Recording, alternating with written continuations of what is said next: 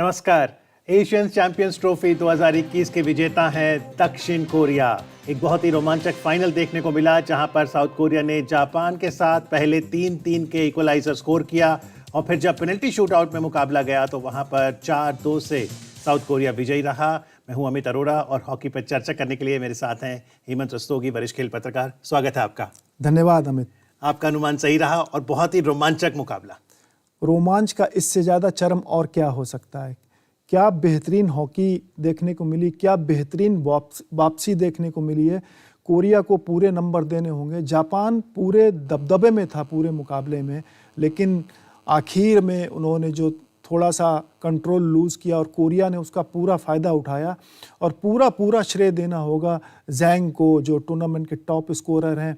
उन्होंने क्या बेहतरीन तरीके से अंतिम पेनल्टी कॉर्नर को गोल में बदल करके 3-3 की न सिर्फ बराबरी दिलाई, बल्कि पेनल्टी शूटआउट में उनके गोलकीपर जो किम हैं, उन्होंने बहुत शानदार प्रदर्शन करके अपनी टीम को पहली बार एशियन चैंपियंस ट्रॉफी का खिताब दिलवा दिया।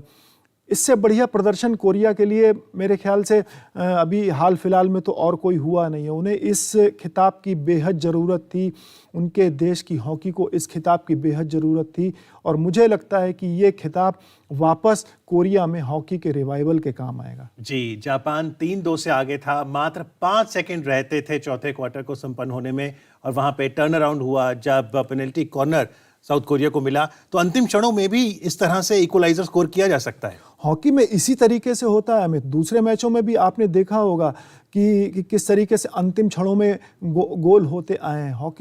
हॉकी जैसे फास्ट गेम में इस तरीके की चीज़ें होती रही हैं और ये कोई कॉमन चीज़ नहीं है। लेकिन अपनी नर्व्स पे कंट्रोल करके जिस तरीके से कोरिया ने वापसी की है वो बहुत ही काबिले तारीफ़ है, क्योंकि आपने देखा होगा कि जापान के खिलाड़ी कितनी तेज़ी से अपने मैच पे दबदबा बनाए हुए थे। आपने देखा होगा कि पोजीशन भी उनके पास ज़्यादा रहा, अटैक भी उन्होंने ज़्यादा किए, उनका गोल पे जो उन्होंने गोल करने के लिए शॉट्स लगाए वो भी ज़्यादा थे।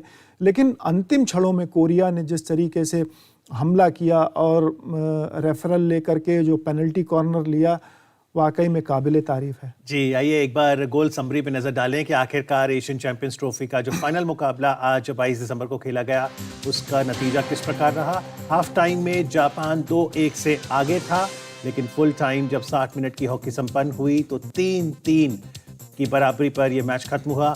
यानी पेनल्टी शूटआउट में मुकाबला गया और वहां पर कोरिया 4-2 से विजयी रहा। पेनल्टी शूटआउट की बात करना चाहूंगा मैं हेमंत। हमने देखा कि जब वो 4 सक्सेसिव गोल किए साउथ कोरिया के अटैकर्स ने तो काफ़ी इनोवेशन देखने को मिली, खासतौर पे दूसरा गोल जिसमें कि वो 2 बार सर्कल लेते हैं और फिर गोलकीपर को एकदम चौंका देते हैं। बिल्कुल, मुझे भी बड़ी हैरानी हुई, लेकिन ये है अच्छी बात है कि आपको नई नई चीज़ें लानी होंगी, क्योंकि पेनल्टी शूटआउट में ज़्यादातर देखा गया कि गोलकीपर बचाव कर लेते हैं। बहुत मुश्किल होता है गोलकीपर को बीट करके गोल करना। लेकिन जिस तरीके से जापान के एक खिलाड़ी ने 360 डिग्री राउंड लिया था और कोरियन के एक खिलाड़ी ने पहले ही आते ही अटैक का झूठा डॉज दिया और फिर गोल किया, वो नई नई टैक्टिक्स हैं। और ये अलाउड है ऐसे डॉज करना, पार्ट ऑफ स्ट्रेटजी? बिल्कुल अलाउड है, वरना अंपायर उनको रोक देता। और ये नई दूसरी टीमों के लिए भी इन्होंने शिक्षा दे दी है कि आप ऐसे कर सकते हैं, इस तरीके से डॉज दे सकते हैं।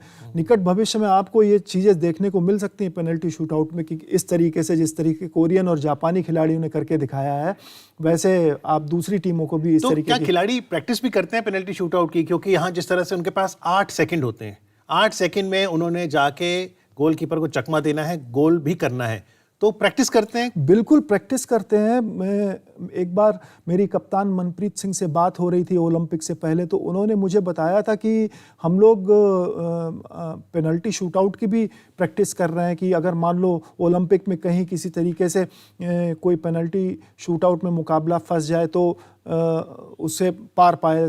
श्रीजेश इसकी काफ़ी प्रैक्टिस कर, श्रीजेश का रिकॉर्ड भी बहुत अच्छा रहा है। इस तरीके से ये टीमें भी पेनल्टी शूटआउट की निश्चित रूप से प्रैक्टिस करती होंगी। बस चलते चलते भारत के नज़रिए से ब्रॉन्ज मेडल भारत की झोली में आया और हमने देखा प्रेजेंटेशन सेरेमनी में सूरज कारकेरा को best goalkeeper of the tournament. बहुत बड़ा अवार्ड है उनके लिए और ये टूर्नामेंट के लिए टूर्नामेंट से भारत को देन कहा जाएगा कि कम से कम श्रीजेश की अनुपस्थिति में सूरज करकेरा को सर्वश्रेष्ठ गोलकीपर का अवार्ड मिला है। और भारत को इस टूर्नामेंट से कुछ पॉजिटिव्स लेकर के इसको जो जापान से हार मिली है उसको भुलाना होगा और एक अलग तरीके से शुरुआत करके एशियन गेम्स और कॉमनवेल्थ गेम्स की तैयारियों के लिए जुटना होगा। जी, चलिए उम्मीद करते हैं कि हॉकी प्रेमियों ने दूरदर्शन स्पोर्ट्स पर एशियन चैंपियंस ट्रॉफी का आनंद लिया होगा, जिसमें आपको फिर से बता दें कि विजेता रही है साउथ कोरिया की टीम, जिन्होंने पेनल्टी कॉर्नर्स में 4-2 से विजय हासिल की और जापान को संतुष्ट होना पड़ेगा सिल्वर मेडल से। और ब्रॉन्ज मेडल का मुकाबला जो आज सुबह हुआ था उसमें भारत ने पाकिस्तान को शिकस्त दी थी, तो ब्रॉन्ज मेडल भारत के खाते में गया है। आज कार्यक्रम में आके चर्चा करने के लिए हेमंत आपका बहुत बहुत आभार। बहुत बहुत धन्यवाद अमित। Thank you.